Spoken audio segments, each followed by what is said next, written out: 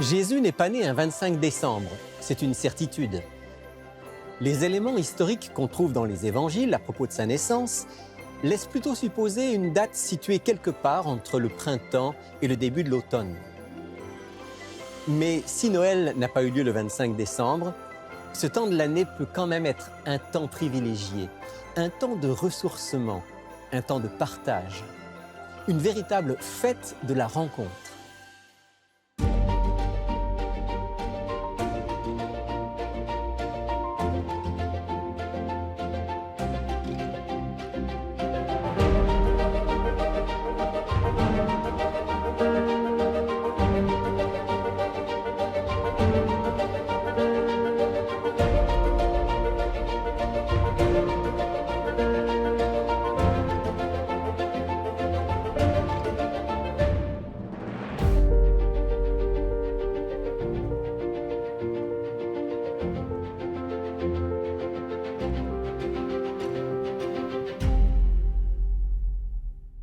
C'est avec un grand plaisir que je vous retrouve aujourd'hui pour cette émission du Temps des Fêtes, une émission pour laquelle j'aurai aussi le privilège de partager, d'échanger avec deux amis que j'accueille tout de suite. Bonjour Patrick. Bonjour Rémi. Et bonjour France. Bonjour Rémi.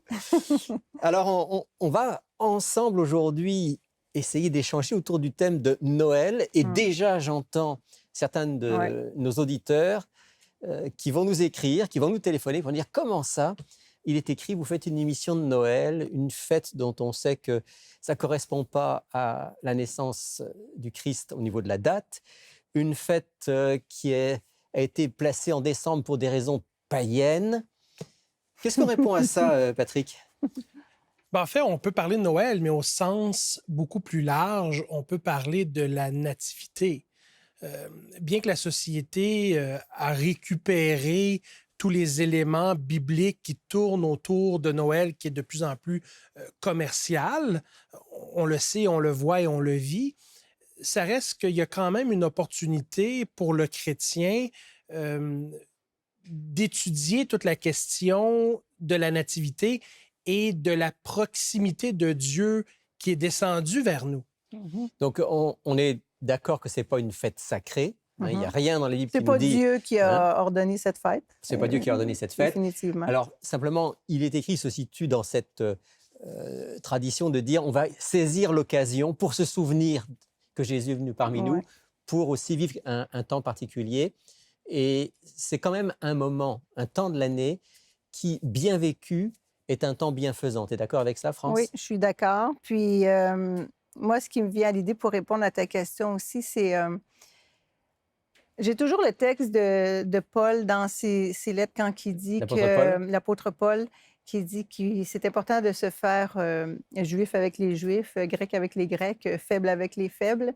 Puis on sait que Dieu s'est fait homme pour venir parmi nous les hommes, mais je pense que Noël, c'est effectivement une occasion, une opportunité de se joindre à cette fête avec nos familles, nos amis, et de profiter de l'occasion pour rappeler la nativité, pour rappeler l'Évangile, l'amour de Dieu, que Dieu est venu parmi nous quand même. S'il y a un temps de l'année, en moyenne, s'il y a un temps de l'année où dans notre société sécularisée, on peut se permettre d'évoquer quelque chose de biblique, c'est bien ce temps-là. C'est pratiquement la seule période de l'année. Donc, il faut saisir l'occasion. Voilà.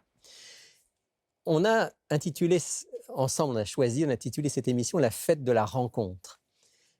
Ce temps des fêtes, fête de la rencontre. Rencontre, ça te fait penser à quoi, Patrick, par rapport à Jésus? Pourquoi ce mot « rencontre » ? Pour plusieurs raisons, mais je pense que l'idée qui a longtemps été véhiculée chez les chrétiens, et c'est peut-être l'héritage judéo-chrétien, on a eu l'impression que Dieu était très lointain. Et dans certaines églises ou même certaines dénominations, il y a des étapes à franchir avant de se rendre directement à Dieu. Or, si on regarde dans le texte de l'Évangile et même dans d'autres textes de la Bible, on a cette merveilleuse révélation que c'est Dieu qui choisit de descendre vers nous et d'habiter au milieu de nous, dans tout son amour, dans toute sa grâce, dans tout son pardon, sa miséricorde et sa compassion. Et je pense que c'est le message qui est au cœur de l'Évangile. Et même déjà, Patrick, avant l'Évangile, c'est-à-dire avant la venue du Christ, on a déjà dans l'Ancien Testament des prémices du fait que le message essentiel de la Bible, c'est que Dieu vient vers les hommes. Je pense à un ou deux épisodes, par exemple, dans le Jardin d'Éden, quand l'homme et la femme ont péché, ils ont choisi de se couper de Dieu. C'était quand même extraordinaire de penser qu'à ce moment-là, c'est Dieu qui descend dans le jardin, qui vient vers eux, qui les cherche, qui les appelle. Ça, c'est déjà l'Évangile, en quelque sorte. Ouais. C'est dans la nature de Dieu, parce que Dieu est amour, c'est toujours lui qui vient vers l'autre. Puis ça me fait penser, on parle de l'Ancien Testament, on prend juste avec Moïse. Hein? Dieu a envoyé Moïse libérer son peuple. C'est ce que Dieu veut faire. Il veut nous libérer du péché. Il veut revenir à notre rencontre. Il nous attire à lui. On va en parler peut-être un petit peu plus tard, mais il y a eu effectivement une séparation avec nous. Puis Dieu veut nous réconcilier avec lui. Il veut qu'on se réunisse. Il vient vers nous. Il nous aime.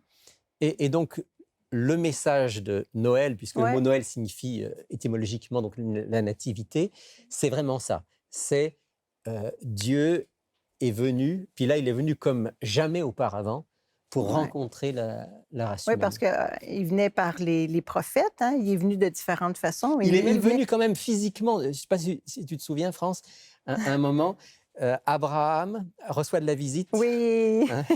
Et il comprend au bout d'un moment que un des trois hommes qui sont là devant lui, en fait, c'est l'Éternel qui est venu sous forme humaine. Qui allait visiter Sodome et Gomorrhe. Ouais, donc, on voit qu'il vient tout le temps. Là. Mais évidemment, ça va prendre une nouvelle dimension avec la venue de Jésus. Et il y a un texte auquel tu faisais référence, Patrick, quand on préparait l'émission, qui est vraiment primordial. C'est le prologue de l'Évangile de Jean. Tout à fait. Le prologue de l'Évangile de Jean, dans Jean 1, peut-être qu'on veut... on peut le lire, certainement. Aller le voir ensemble. L'Évangile de Jean nous parle d'un Dieu. Alors, si on lit le verset 1er, par exemple, Patrick, je vais te demander de lire, même peut-être les versets 1 à 3, pour qu'on voit de qui on parle, là. Au commencement était la parole, et la parole était avec Dieu. Et la parole était Dieu. Elle était au commencement avec Dieu. Toutes choses ont été faites par elle, et rien de ce qui a été fait n'a été fait sans elle. Donc là, la parole ici, on le sait, hein, représente une manière de représenter le Christ lui-même, dont il nous est dit ici qu'il était avec Dieu et qu'il était Dieu, qu'il est le Créateur. On parle du Créateur. Alors, il y a ce verset 14 que tu vas peut-être pouvoir lire pour nous. Qui vient clarifier encore plus. Hein? Patrick, oui. Et la parole a été faite chair, elle a habité parmi nous, pleine de grâce et de vérité, et nous avons contemplé sa gloire, une gloire comme la gloire du Fils unique venu du Père. Ouais. C'est pas banal, hein? La parole a été faite chair. Bon, là, on est dans quelque chose qui nous dépasse. On ne peut pas expliquer. Comment Dieu peut se limiter au point de devenir un être humain, mais c'est bien ce qu'il a fait. Et là, on est dans la rencontre, Patrick, hein, dont tu parlais tout à l'heure, d'un Dieu qui veut vraiment venir à notre niveau, venir nous rencontrer et nous apporter la lumière, nous apporter la vérité, comme il est dit ici. Donc ça, c'est le cœur du message de Noël. Quand on réfléchissait à la préparation de l'émission, de part et d'autre, quand j'ai des temps morts, j'ai la fâcheuse habitude de prendre mon téléphone cellulaire et de regarder les réseaux sociaux. Et je suis tombé sur un petit vidéo où, en fait, c'est un jeune homme qui fait des entrevues de part et d'autre et qui arrête des personnes un peu plus âgées. Et il arrête un homme qui est très âgé et lui demande « Quel conseil pourrais-tu me donner par rapport à toute ta vie? » Et l'homme âgé lui répond « Si j'avais un conseil à te donner, c'est de parler avec Dieu à tous les jours et de laisser Dieu te parler à tous les jours. » Et ça a vraiment résonné avec moi, ce petit clip, ce petit vidéo, parce que, en fait, ça résume l'essentiel du caractère de Dieu. Dieu qui est un Dieu relationnel, Dieu qui est un Dieu non seulement de proximité, mais il communication. veut être, oui, vraiment intégré dans notre vie, à chaque jour. Et pour moi, c'est au cœur de la rencontre qu'il souhaite avec nous. C'est une rencontre qui va conduire à une relation avec lui à chaque jour où on lui parle et on lui permet aussi de nous parler. Alors, avec nous, il est venu sur cette terre, il a vécu avec nous, il nous a montré ce que c'était que la vraie vie par son exemple, il nous a donné un enseignement. Dans le texte qu'on a lu, il est dit qu'il nous a apporté la vérité comme jamais auparavant. Il a donné sa vie pour nous, ça ne faut jamais qu'on l'oublie. Il a accepté de porter aussi les péchés de l'humanité pour que nous ayons la vie éternelle. Là, il est avec nous sur cette terre. Et France concrètement, dit, vraiment concrètement. Très concrètement, au point qu'on raconte son histoire. Tu l'entends, on a les évangiles. Oui, c'est ça. Moi, je pense souvent, je fais une petite parenthèse avec la fameuse prière du Notre Père, quand on dit que ton nom soit sanctifié. Là. Moi, je trouve que le nom de Dieu a été sali par toutes sortes de choses qui ont été dites ou faites en son nom. Mais quand on réalise qui est Dieu, à quel point il est amour, à quel point il veut l'union, il veut prendre soin de nous, il est la source de l'amour, de la vie, de la bonté, il vient vers nous pour qu'on soit heureux, il faut réapprendre à connaître Dieu. Puis Jésus est venu nous montrer le Père concrètement. Si on veut savoir qui est Dieu... Oui, parce qu'il a dit, celui qui m'a vu a vu le Père. La vie de Jésus. Donc, c'est juste à nous d'ouvrir notre cœur puis de vouloir le connaître. Moi, je disais récemment à une de mes filles, ça vaut la peine de l'ouvrir, la parole de Dieu. Il y a des trésors cachés, puis on voit comment Dieu est bon. Donc, c'est ça la merveilleuse rencontre que Dieu veut faire avec nous. Hein? Tout à fait. Et j'aimerais ajouter à ça que peut-être certains de nos auditeurs, auditrices se posent la question à savoir quel avantage peut-on tirer d'une rencontre avec Dieu, donc d'une relation avec Dieu? Et c'est évident qu'au niveau de la Bible, au niveau de l'enseignement de Jésus, il y a toute la question du salut, du pardon de nos péchés, de la réconciliation avec Dieu. Et tout ça est fondamental et très important. Mais je pense, comme ceux qui nous écoutent, au quotidien, on a des besoins. Au quotidien, moi, j'ai besoin par moment et ça va changer mon besoin d'une journée à l'autre. Des fois, j'ai besoin d'être consolé. Des fois, j'ai besoin d'être encouragé. Des fois, je suis anxieux ou stressé. J'ai besoin d'être apaisé. Et il y a différentes façons d'y arriver, mais mon expérience spirituelle m'a permis de découvrir que ces besoins-là, plus souvent qu'autrement, sont comblés par une relation de proximité avec Dieu. C'est vrai. Une relation de proximité avec Dieu, ça veut dire qu'on lui parle. Ouais. Ça veut dire qu'on est aussi à l'écoute, qu'on essaie de le connaître à travers ce livre. Et juste lire sa parole, ça fait du bien au cœur. Ça fait énormément de bien. Et ça, Rémi, pour moi, c'est un cadeau d'une valeur inestimable. Durant le temps des fêtes, on tombe dans cet esprit de générosité, de don de soi, de partage. Ouais. Certains vont s'acheter des cadeaux et les échanger et tout. Et pour moi, le plus grand cadeau que Dieu m'a donné, outre le pardon des péchés et l'espoir de la vie éternelle avec lui pour l'éternité, c'est que quand, par exemple, je vis un moment d'anxiété lié à une situation que je ne peux contrôler, et je décide d'enfiler ma tuque, mes mitaines, mes bottes d'hiver et d'aller prendre une marche avec le chien. Et là, je converse avec Dieu. Et là, je lui dis, écoute, j'ai pas la paix en dedans de moi par rapport à cette situation-là que je peux pas contrôler. Puis je te demande de faire pour moi ce que je suis pas capable de faire pour moi-même. Donne-moi cette paix que tu nous promets dans ta parole. Et Dieu, éventuellement, le fait par son esprit. Et ça, pour moi, c'est un des plus beaux cadeaux que Dieu nous a donné en Jésus-Christ. Cette expérience spirituelle qui est possible avec lui. Parce qu'il est venu à notre rencontre, mais il vient encore à notre rencontre à chaque fois qu'on fait appel à lui. Oui, puis pendant que tu parlais, je me disais, dans le fond, là, c'est qu'on n'est jamais seul. Hein? On n'est jamais seul quand on laisse Dieu rentrer dans notre vie. Fait que peu importe ce qu'on vit, Dieu est là, on n'est pas seul. C'est important. Puis la solitude, c'est un grand mal-être de notre société aujourd'hui. Jamais notre société a été aussi connectée, mais jamais on s'est retrouvé dans une aussi grande possibilité d'isolement. Ça, c'est le grand paradoxe. Les uns face aux autres. Alors, je vais rebondir sur ce qu'on vient de dire là. On vient de parler du fait que Dieu est venu à notre rencontre, qu'il vient encore à notre rencontre. Ça, c'est le grand message de la Bible, pour briser aussi notre solitude, pour briser notre isolement. Et du coup, et c'est peut-être sur ce point-là qu'on voudrait passer le temps qui nous reste dans notre échange, du coup, Dieu nous invite, nous aussi, à être de ceux qui, à son image, vont briser l'isolement, vont aller à la rencontre des autres. Parce que c'est ça aussi le message du Christ. C'est non seulement apprendre à connaître et à aimer Dieu, mais c'est aussi aimez-vous les uns les autres. Absolument. Hein, aller à la rencontre les uns des autres. De là, le texte qui dit voici un commandement nouveau. On va le lire. On va le lire. On va le lire dans Jean chapitre 13, une déclaration fondamentale du Christ. Donc, Évangile selon Jean, chapitre 13, versets 34 et 35. Peut-être, Patrick, tu veux lire ça? Avec plaisir. Je vous donne un commandement nouveau. Aimez-vous les uns les autres comme je vous ai aimé.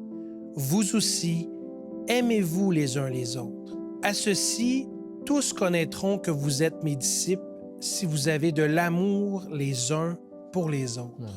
Je trouve que ça, c'est le cœur. On a touché là, à l'importance, comment est-ce que Dieu est amour qui vient vers nous, mais on ne peut pas être chrétien et ne pas faire de même. On est appelé à représenter Dieu, on est des ambassadeurs de Dieu. Donc, si on se dit chrétien et on n'a pas l'amour de l'autre, puis on n'est pas tourné vers l'autre, hein? Si on n'a pas l'amour, je ne suis rien. C'est l'apôtre Paul qui va dire ça. Corinthiens 13. Je pourrais être un prophète, je pourrais faire des miracles. Si je n'ai pas l'amour, je n'ai rien. On passe à côté. Ce que France partage avec nous, ça résonne énormément en moi parce que, bon, je ne peux pas parler pour vos familles, je ne peux pas parler pour vos relations interpersonnelles, les amis que vous avez, mais la vérité, c'est qu'en ce qui me concerne, c'est loin d'être parfait, c'est jamais parfait. Il y a toujours un niveau de dysfonctionnalité dans une relation ou dans une autre. Des fois, le temps des fêtes vient accentuer cette dysfonctionnalité parce qu'on doit se retrouver en famille, on n'a pas toujours les mêmes valeurs, on n'adhère pas toujours aux mêmes croyances et tout et tout. Mais je pense que dans une relation avec Dieu, il est possible d'être rempli de la présence de Jésus. Tout à l'heure, tu parlais du Saint-Esprit. Puis que Dieu crée en nous un amour qui n'est pas nécessairement de nous, mais qui est porteur de sa grâce, qui nous aide à être davantage tolérants, ouverts, patients, compréhensifs et désireux d'aller vers l'autre. Or, qu'en temps normal, peut-être si l'amour de Dieu ne nous habite pas, on va choisir d'éviter certaines personnes. Naturellement. Et moi, j'en ai fait l'expérience et c'est aidant, c'est une opportunité de croissance pour nous, individuellement, au niveau de notre caractère. Puis des fois, on ne réalise pas à quel point Dieu désire se servir de nous pour aider les autres. Absolument. Et des fois, c'est pas grand-chose. C'est un coup de fil, c'est un sourire, c'est une main sur l'épaule, c'est une oreille attentive. Toutes ces choses qui manifestent envers l'autre qu'on l'aime. Oui, puis Dieu nous aide parce que quand on préparait l'émission, hein, Patrick, tu disais que parfois Dieu nous met une pensée dans la tête. Hein, on pense à une personne, le lendemain, on y repense encore. Elle revient souvent. Puis tu l'as vécu, l'expérience, tu appelles la personne, puis elle avait un besoin. Donc Dieu nous aide à ce moment-là. Il nous guide. Alors, on est dans le temps des fêtes. Le temps des fêtes, c'est un temps particulier parce qu'on a un peu plus de temps. Généralement, on se retrouve en famille ou avec des amis. Comment est-ce que, selon vous, d'une manière pratique, on peut manifester cet amour? Parce que Jésus dit « Aimez-vous les uns les autres comme je vous ai aimé ». C'est-à-dire du même type d'amour. Il est venu vers nous, il nous a montré son intérêt pour nous, il s'est même donné jusqu'au sacrifice. Comment est-ce que nous, on peut vivre ça dans le temps des fêtes, puis en dehors? Parce que finalement, ce n'est pas seulement valable pendant une période de l'année. Une manière concrète, pratique, à quoi vous pensez? Je pense que souvent, c'est par les gestes, par nos actions qu'on est en mesure de manifester concrètement l'amour de Christ autour de nous. Il y a un boulanger français qui s'est installé dans notre municipalité, qui a ouvert une boulangerie. Et puis, je ne peux pas dire que son pain est nécessairement meilleur que les autres boulangers. Si c'est un pain français, il est forcément meilleur. Possiblement. Mais chose que je peux te dire, c'est quand on arrive dans la boulangerie, la façon dont lui nous accueille avec sa famille. Bon, je vais acheter quelques petits trucs et il va toujours mettre une baguette de plus dans le sac. On arrive à la sortie, il remarque que je suis avec mes 2 filles. Il va aller derrière le comptoir, il va prendre 2 suçons, il va les mettre dans le sac. Et tout ça, c'est une courtoisie, une politesse, une générosité qui va au-delà du standard habituel du service à la clientèle. Et la façon dont il se comporte envers moi et ma famille, ça me donne le goût d'y retourner parce que je me sens accueilli, valorisé, à la limite, bon, je dirais pas nécessairement important, mais j'ai l'impression qu'il se soucie de mon bien-être et quand je suis là dans la boulangerie, c'est mon besoin qui compte. Et ça me fait penser à l'attitude de Jésus dans les évangiles et ça me fait penser à l'attitude que Christ veut développer en nous. Cette idée d'aller poser des gestes autour de nous qui vont au-delà de ce qui serait attendu en normalité. Et en particulier, Jésus s'est intéressé à ceux qui étaient les mal-aimés, à ceux qui étaient les plus pauvres, à ceux qui étaient parfois mal considérés. Et peut-être que c'est aussi un message pour nous, certainement que c'est un message pour nous aussi en ce temps des fêtes et en général dans notre vie, d'avoir une attention particulière pour les gens qui sont seuls, pour ceux qui passent par des épreuves, pour ceux qu'on ne regarde pas habituellement. En tout cas, personnellement, c'est quelque chose, dans le temps des fêtes, toujours avec mon épouse, on essaie de se dire, OK, est-ce qu'il y a des personnes pour qui il faut qu'on ait une attention particulière en ce moment, qu'on puisse leur manifester l'amour de Dieu? Oui, parce que dans la période des fêtes, forcément, la majorité des gens se réunissent. Donc, les gens qui sont isolés, c'est encore plus lourd pour eux parce qu'ils le savent que les gens sont réunis les uns avec les autres et qu'eux sont seuls. Donc, je pense que oui, il faut être attentif aux gens autour de nous. Puis moi, comme tu sais, Rémi, j'ai un verset que j'aime beaucoup dans Jacques. J'aimerais ça qu'on le lit dans Jacques 1,27, si je ne me trompe pas. C'est donc dans l'épître de Jacques, au chapitre 1er et au verset 27. C'est ça. Vas-y, Patrick. La religion pure et sans tache devant Dieu notre Père consiste à visiter les orphelins et les veuves dans leur affliction et à se préserver des souillures du monde. Voilà.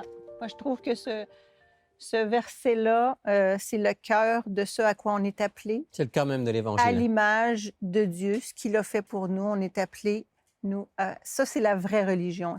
Pour moi, c'est pas la dénomination, l'Église. C'est pas la théologie en tant que telle. C'est pas ça. C'est ce que tu fais. Est-ce que tu es tourné vers l'autre, vers celui qui a besoin et préserve-toi du mal? Ça, pour moi, c'est... Tout résumé là. C'est ça. Et on peut dire, en particulier dans ce temps des fêtes, allons les uns vers les autres, allons à la rencontre les uns des autres, soyons sensibles à ceux qui ont le plus besoin. J'ai envie de dire aux personnes qui sont seules, vous-même, choisissez de ne pas rester dans votre isolement, mais allez aussi peut-être vers d'autres personnes seules. Allez, inviter à la rencontre. Ça peut être très simple, pas besoin de faire des choses compliquées. Ça, c'est très important, la simplicité. Dans la simplicité et dans l'amour. Et peut-être aussi, on peut dire, France, que si certains sont inspirés par ce temps des fêtes et veulent faire un cadeau qui pourra arriver pour Noël ou plus tard, tu as entre les mains quelque chose d'extraordinaire. Un très, très beau livre qu'on a offert souvent, en fait, c'est le fameux Jésus-Christ, qui est l'histoire de Jésus. C'est l'Évangile de Jésus. En fait, c'est un commentaire biblique sur ce qui... C'est comme si on est à ses côtés, on le voit, on voit comment il parle, comment il agit à travers tous les événements de l'histoire de sa vie. Donc, c'est un auteur qui écrit très, très, très bien. Puis, ça nous rapproche de Dieu, ça nous fait sentir sa présence, son amour. On apprend à le connaître tel qu'il On est. comprend mieux On ce qu'il a comprend vécu, mieux. ce qu'il a enseigné. Et puis, Voilà. il y a une dimension très pratique pour Voilà. aujourd'hui. Donc, 27 plus les frais de poste, on peut se procurer ce Le merveilleux livre livre, un Jésus-Christ beau d'Ellen cadeau. White pour Ouais. seulement 27 $. Voilà. On invite tous nos auditeurs à se le procurer s'ils ne l'ont pas déjà et à le lire s'ils l'ont déjà. Merci à tous les deux. Un Si vous plaisir. voulez, on va juste prendre le temps de prier ensemble pour confier à Dieu nos Ouais. vies, ce temps des fêtes et tous nos auditeurs. Merci Père Céleste, merci pour cet immense amour que tu as manifesté envers nous en Jésus-Christ. Merci d'être venu à notre rencontre. Apprends-nous aussi à aller à ta rencontre et à la rencontre des uns des autres. Fais du bien à chacun d'entre nous en ce temps des fêtes. Nous t'en prions au nom de Jésus. Amen.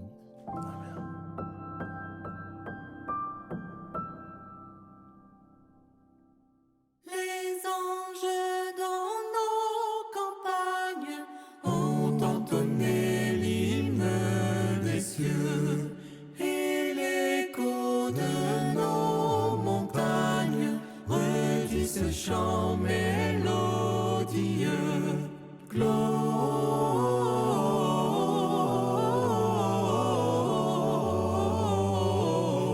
Gloria in excelsis Deo.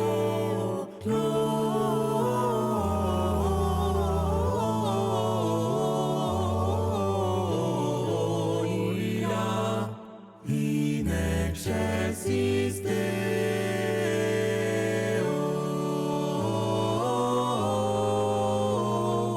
Bergers, quittez vos retraites, unissez-vous à leur concert, et que vos tendres musettes fassent retentir les airs.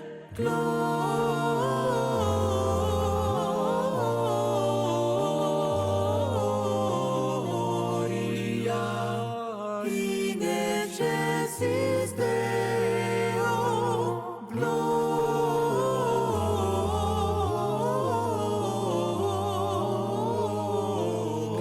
Gloria in excelsis Deo.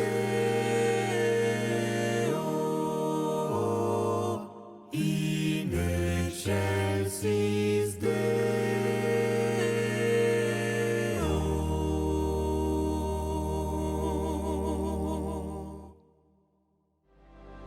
Recommande ton sort à l'Éternel.